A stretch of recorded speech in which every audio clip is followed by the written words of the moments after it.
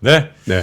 자, 12월 21일 영하 10도가 아니라 영하 14도였네요. 네, 지금 찾아보니까 근데 체감 온도는 영하 20도. 더 나죠, 더 나죠. 네. 이제 요즘이 아니라 지금 저 군대 전방에 있는 분들 그러니까 생각이 똑같구만. 나도 오늘 아침에 나오는데 군인 아저씨들 엄청 춥겠다 저거. 춥겠다. 강원도 인제 원통, 양구. 거긴 뭐 자, 백담산. 영하 20도. 인제 가면 언제 오나. 원통에서 못 살겠다. 진짜 오늘 같은 날은 좀 내후반에 좀 쉬게 좀 해주면 좋겠는데. 그러니까 혹한기 또 훈련 나간다. 오늘 날씨는 혹한기 훈련? 오늘 날씨는 안 돼요. 오늘 날 큰일 나. 자, 하여튼 우리 군인 동생들 우리 저 국가대표 선수들 나왔나 몰라. 해병대 체험 갔잖아. 어디요? 몰라? 어디로 갔어요? 아니 저 체육회장이 네. 지난번 동계 뭐야 무슨 올림픽이야 동계훈련이야 뭐 하다가 야 우리 저 이번에 새 시작은 해병대 체험부터 시작한다 그래가지고 다 들어갔어. 그래요? 2박 3일인가? 그거 언제 때 얘기야 그거.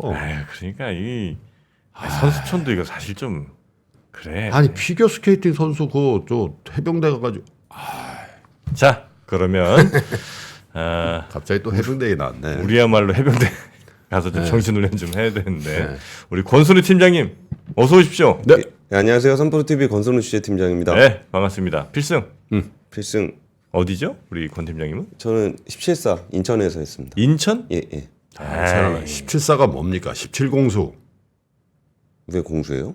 통상 우리끼리 그렇게 얘기하지. 17사요? 17사는 공수부대예요? 그래요? 몇 년대요? 근데 장교셨잖아요. 장교훈 군인 아니냐? 아니요. 저는 병으로 갔다 왔으니까. 저 원래 암호병이었습니다. 암호. 예. 암호병. 그때부터 이미. 그러니까 기자 정신 있었어. 네. 자, 일단 미국이 근데 아까 뭐 오후 2시에서 갑자기 얼었어요? 한번 보시죠. 네? 이 한파가 몰아쳤던 요 시점. 많이 빠졌어요. 다우존스가 마이너스 1.27% 훅갔다니까, 빠졌고. 훅갔어. 아니 뭐가 터졌어요? 아니 별일 없었습니다. 근데 왜? 아까 정프로님이 정답을 얘기하셨잖아요. 수급적인 이유라고. 그래. 아니 수급이 갑자기 저렇게. 나스닥도 1.5% 하락했고요. S&P 500도 1.47% 하락했습니다. 이슈가 없었는데도. 특별한 이슈는 없었던 것으로 저는 보고 있습니다. 외신들 다 찾아봤는데 뭐 특별한 건 없더라고요, 내용이. 그래요. 예. 신기한 일이. 갑자기 저렇게 가기도 하나? 그러니까 다들 이렇게 너무 많이 올라서 불안한 마음들이 좀 있었을 좀 것 있었는데. 같은데 뭐 특별한 건 못 찾았습니다. 저는 못 찾았는데 이따 박근장 기사님 네네네. 장 막판에 그냥 경쟁적으로 팔았다는 거야. 폭풍처럼. 예. 기분 안 좋지. 희한하네. 우리 시장도 이거 영향 받겠는데. 예, 근데 아까 여도원 앵커가 잠깐 얘기하고 나간 게 있었는데 그러니까 우리나라 시장에 좀 영향을 많이 미치는 회사 중에 하나가 마이크론이잖아요. 마이크론 우리 보통 카나리아라고 부르는 제일 먼저 우는 메모리 반도체 회사. 근데 뭐 이렇게 대단히 좋은 실적은 아닌데 예상보다는 좀 괜찮았어요. 그 예상이 이제 주당 1.01달러 손실 예상했었는데 95센트 손실로 나왔고요. 매출액도 한 45억 8천만 달러 정도를 예상했는데 한 47억 3천만 달러 정도로 늘었습니다. 그러니까 메모리 반도체 조금 반등한다라는 얘기인데 근데 뭐 이거 마이크론 얘기보다는 미국장 빠진 게 더 영향을 많이 미치지 않을까 싶긴 합니다. 이게 뭔가 이렇게 문제가 있어서 떨어지는 거는 이제 오케이 뭐 그 문제 해결하면 뭐 괜찮겠지 이런 마음이 좀 있는데 별 이유 없이 떨어지면 너무 많이 올랐다고 생각하는 거지 뭐. 근데 전 더 싫은 게 그 미국은 많이 올랐으니까 떨어진다 치고 우리는 오른 것도 없는데 떨어진다고 같이 떨어지면은 좀 되게 억울할 것 같아요. 그러게 한번 좀 이따 보겠습니다. 그거는 첫 번째는 제가 정치 뉴스 준비했습니다. 내년도 정치의 계절인데 푸틴 대통령이 5선에 도전하는 대통령 선거가 있습니다. 근데 거기에 푸틴에게 도전장을 내민 16명의 후보가 있습니다. 일단 후보 등록을 했던 가장 먼저 한 사람은 푸틴 대통령이고요. 그 선관위 등록서를 제출했습니다. 러시아 하원 다수당 450석 중에 325석을 가진 통합 러시아당이 이제 푸틴 대통령에 대해 지지 선언을 했고요. 근데 푸틴 대통령은 현재 무소속입니다. 무소속으로 했는데 통합 러시아당이 지지 선언을 했고 그 27석을 가진 정의 러시아당도 푸틴 대통령에 대한 지지 선언을 했습니다.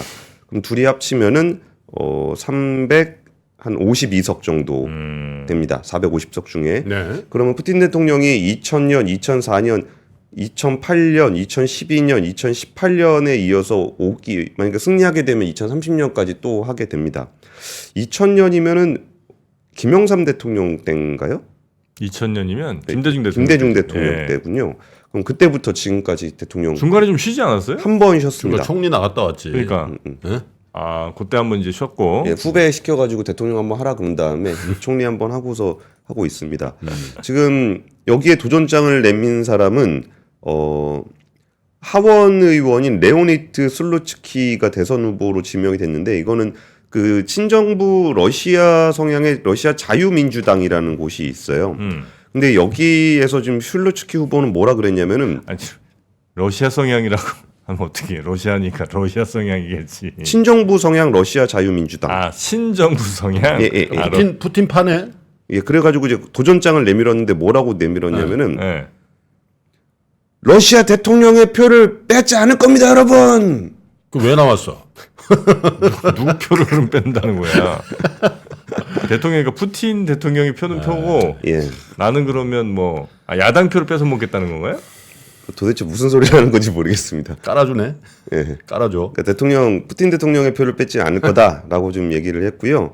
여기에 지금 나온 사람들을 보면은 약간 저항적인 사람들도 있긴 있습니다. 뭐 여성 언론인이자 변호사도 출마 의사를 밝혔고 이 사람은 이제 그 투옥된 러시아 정부 비평가들의 석방을 주장하는 인물로 알려져 있고요.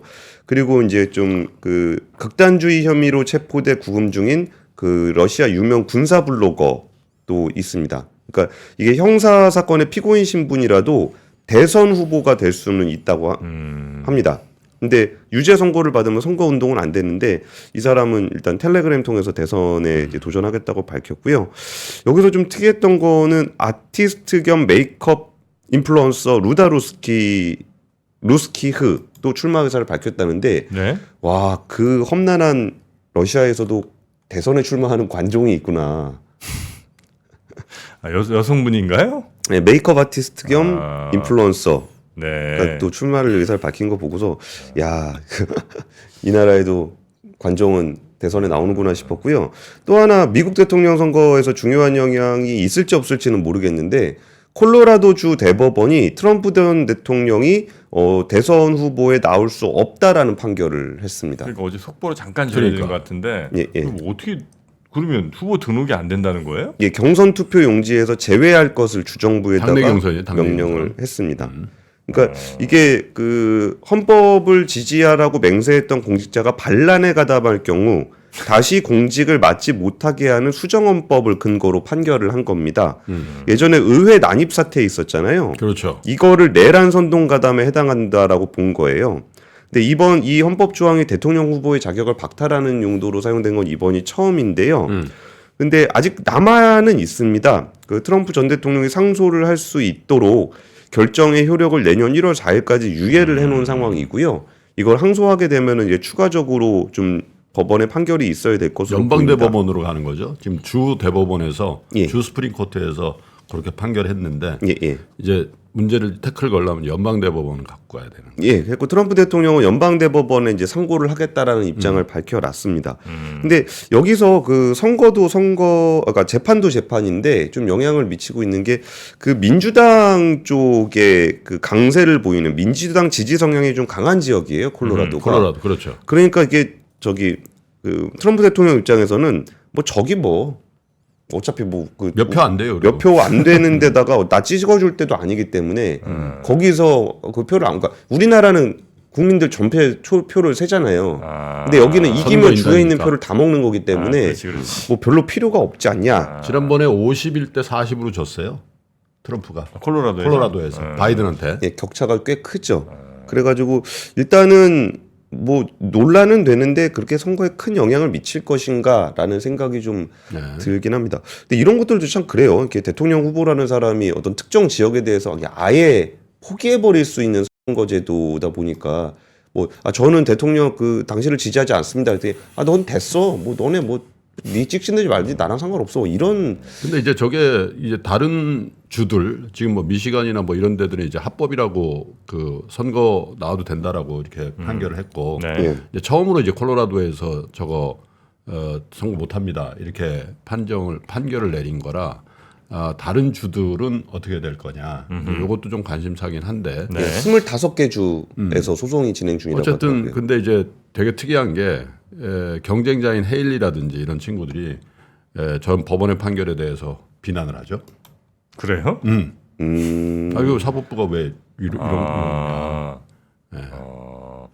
말 한마디 찍 잘못하면 법원에서 이렇게 됐다 그러는 순간 이제 공화당이 확 돌아버렸어요. 그리고 정치 우크라이나 대선이 내년 3월에 원래 예정돼 그래요? 있거든요. 근데 젤렌스키가 2019년에 취임을 했으니까 사실 내년 3월에 대선을 해야 됩니다. 네. 근데 계엄 중에는 대선 총선을 금지를 하도록 헌법에 명시가 돼 있어서 지금 지난해 2월 이후에 3개월 단위로 계속적으로 계엄령을 내리고 있거든요. 그래가지고 이게 그 총선도 있었는데 지난달에 총선이 있었는데 연기됐거든요. 그러면 내년 대선도 안 하는 쪽으로 분위기가 몰아가고 있는 것 같기는 해요. 근데 지금 이 상황에서 젤렌스키의 어떤 경쟁자라고 할 수 있는 사람은 누가 있냐라고 봤을 때 총사령관이 있습니다. 그 발레리 잘루즈니 총사령관이 지금 젤렌스키 대통령하고 갈등을 빚고 있어요. 그러니까 이전에 조금 이게 부각됐던 게 잘루즈니 사령관이 지금은 굉장히 지지부진한 고지전 형태로 가고 있다라는 거를 외신과 인터뷰를 한 적이 있었거든요. 네. 근데 젤렌스키는 지금 진격 앞으로 해서 지금 다 잡아가고 있습니다라고 얘기하고 있는데 군을 책임지는 총사령관이 이거는 굉장히 장기전으로 갈 수 있는 고지전으로 가고 있다, 진지전 가고 있다. 네. 그래가지고 좀 갈등이 되는 모양새가 좀 있었는데 이번에 또 갑자기 논란이 됐던 게 뭐가 있었냐면은 그 젤렌스키 대통령이 전국 각지에 있는 병무청장을 해임을 했어요. 근데 병무청이라는 데가 뭐 하는 데인지 생각해 보시면은 군인 징발하는 데. 징병하는 데잖아요. 그러니까 이게 지금 그 젤렌스키 대통령의 어떤 그 명분은 부패와의 전쟁을 선언을 네. 했어요. 이게 병역 빼달라고 뭐 국외 알선하고 뭐 빼주고 이런 걸로 좀 몇 명의 이제 그 병무청장들이 해임하고 체포된 적이 있거든요. 그러니까 이거를 명분으로 해서 병무청장을 쳤는데 네. 지금 총사령관 입장에서는 지금 안 그래도 지금 그 병력들이 잘 안 모이고 있는데 여기서 병무청장을 다 쳐버리면은 전쟁을 어떻게 하라는 거냐. 그런 식으로 해서 또 그 좀 갈등을 좀 빚고 있어서 뭐 대선이 열릴 것 같진 않겠지만 이게 좀 논란은 계속될 것 같다라는 거고 얼마 전에 우크라이나 보안국에서 자루즈니 사령관의 집무실에서 도청 장치를 발견을 했습니다. 근데 이게 러시아 쪽에서 설치한 건지 아니면 젤렌스키 대통령 쪽에서 설치한 건지에 대해서는 아직 나온 얘기가 좀 없어서 좀 글로벌하게 영향을 많이 미치는 선거 얘기 세 군데 좀 전해드렸습니다. 외적이 문제가 아니라 내부의 적들이 문제구만 거기도. 항상 있는 일이죠. 자, 그리고 두 번째 뉴스 갑니다. 예산안 통과됐습니다. 원래 12월 2일에 통과됐어야 되는데 이게 조금 늦게 통과가 됐습니다. 근데 사실 뭐 미국에서는 예산안 통과한 데 갖고 셧다운도 되고 막 그러잖아요. 근데 우리나라는 예산안이 그렇게 셧다운까지 되는 경우는 저는 못 봤거든요. 근데 맨날 늦게는 되는데 통과는 다 됩니다. 근데 왜냐하면 여야 모두 예산안이 자기가 원하는 예산안이 통과가 되길 바라는 거지 예산안이 통과가 안 되길 바라는 사람은 없거든요. 네, 여야 그렇죠. 모두. 근데 이번에 내용들을 보니까 구조가 어떻게 되냐면은 정부는 아까 국회가 예산 심의를 할 때 증액을 할 수는 없습니다. 네. 근데 감액은 할 수 있어요. 그러면 감액을 한 다음에 그 감액한 거만큼에다가 자기들이 원하는 걸 끼워 넣을 수 있습니다. 총액은 정해져 있고 정해진 걸로 봐야 돼요, 사실상. 네네네. 그래가지고 이번에 4조 2천억 원을 이제 감액을 한 다음에 네. 그러면은 이제 대충 국가 채무와 국채 발행 규모는 정부 안에서 크게 늘어나진 않고요. 그럼 요거를 다시 이렇게 채워둔 건데 이거는 예산안은 사실 굉장히 세밀하게 봐야 되기 때문에 모든 부분들을 제가 다 보진다 못했고 그냥 크게 얘기가 나오고 있는 게 일단 R&D 예산 줄인 거에 대해서 되게 비판을 많이 받았었잖아요. 그렇죠. 그 부분이 이제 6천억 원을 순증을 하기로 했고요. 그리고 또 하나 논란이 됐던 예산이 새만금 관련한 예산이 있었습니다. 그러니까 새만금 그 잼버리 이후에 네. 새만금에 대한 비판의 목소리가 많이 나오면서 여기서 그 새만금 관련한 예산을 대폭 줄였었거든요. 근데 그 부분을 다시 그 한 3천억 정도 증액하기로 했고요. 그리고 이게 지역사랑 상품권이라 그래가지고 그 지역에서만 쓸 수 있는 그거 있잖아요. 네. 주로 그 민주당 쪽에서 주로 얘기했던 네네. 그런 정책인데 이것도 예산 3천억이 이제 반영이 됐습니다. 그리고 소상공인 전기가스료, 요양병원 간병비, 그 신재생에너지 인프라, 청년내일 채용 공제 등이 그 관련 예산이 여야 합의를 통해서 좀 증액이 좀 됐습니다. 근데 여기서 우리가 주로 증액된 거는 국회에서 많이 얘기를 합니다.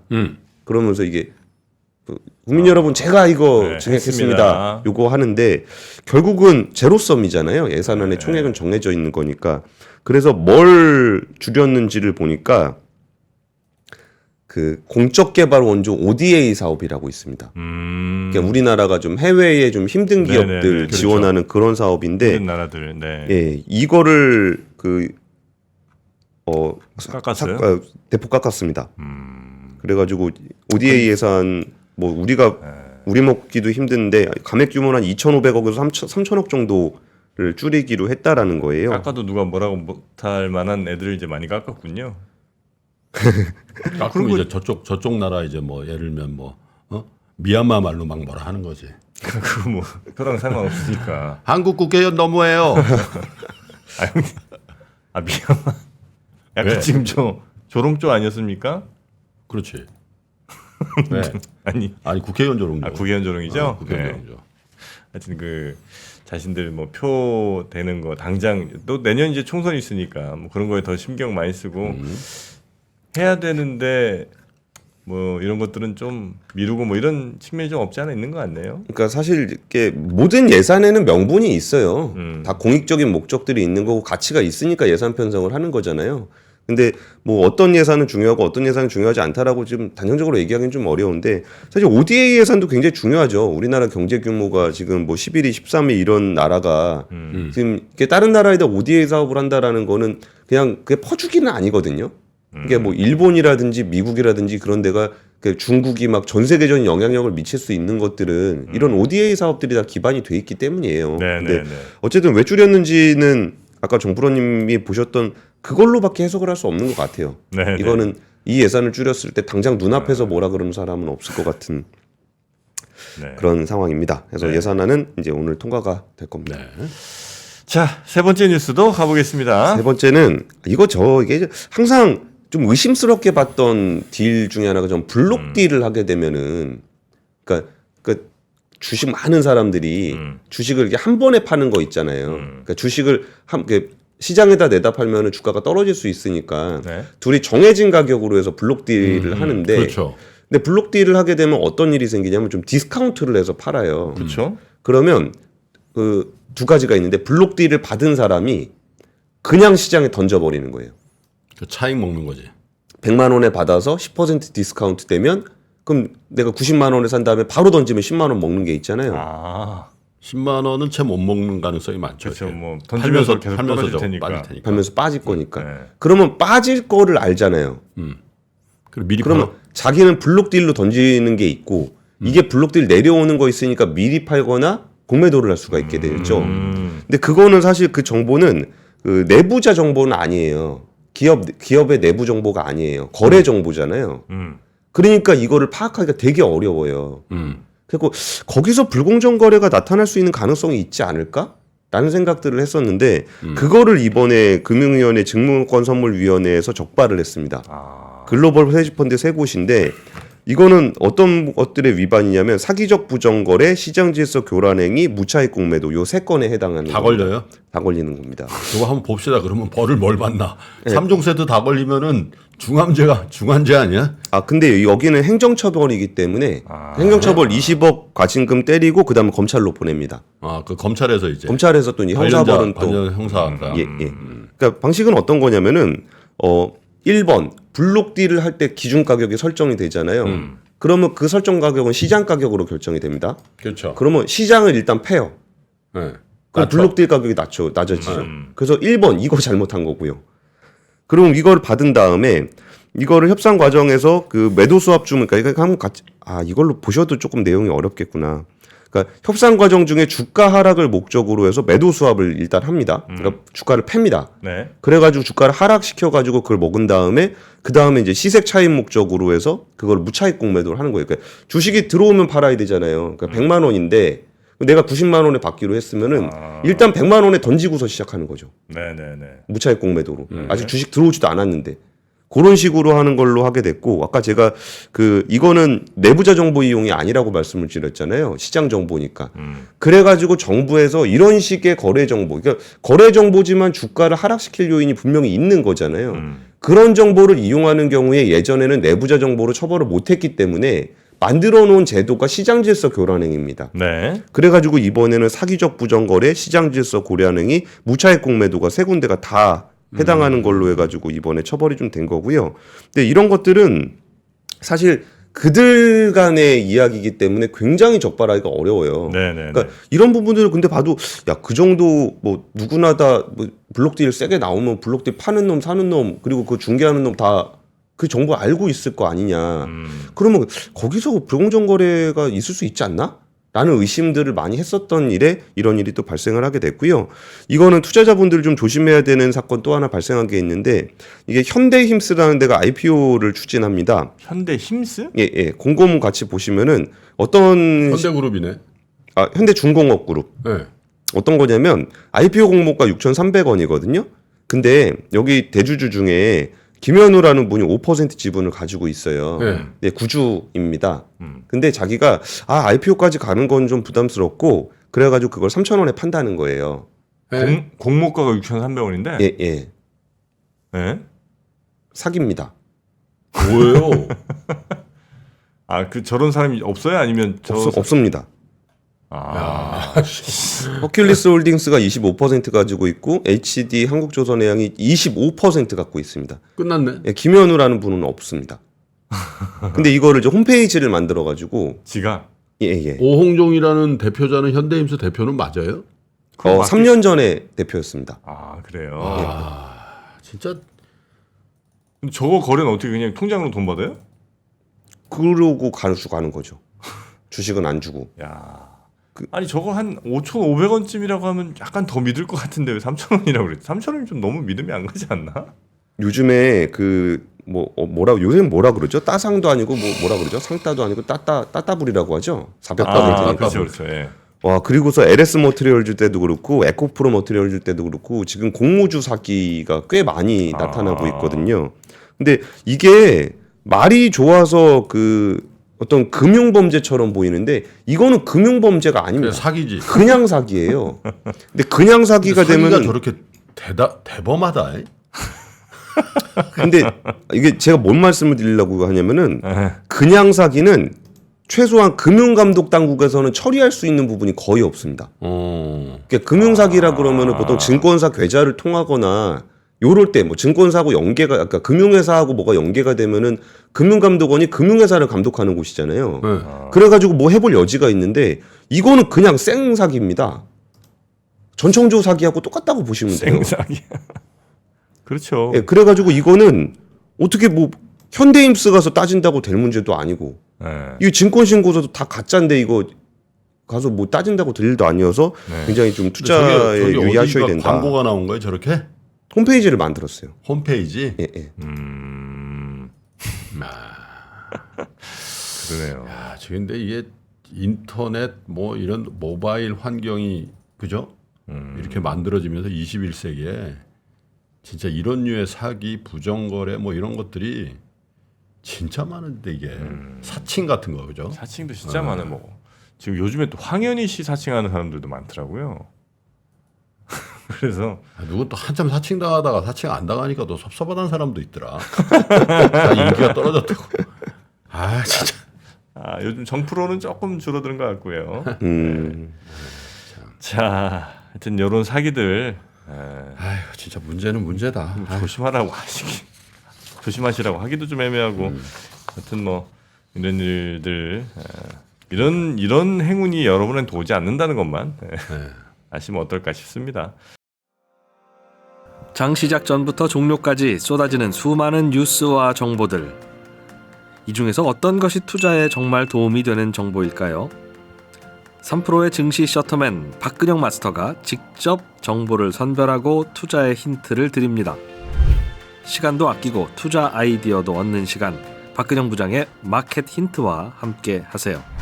자세한 사항은 3프로TV 앱과 홈페이지를 확인하세요.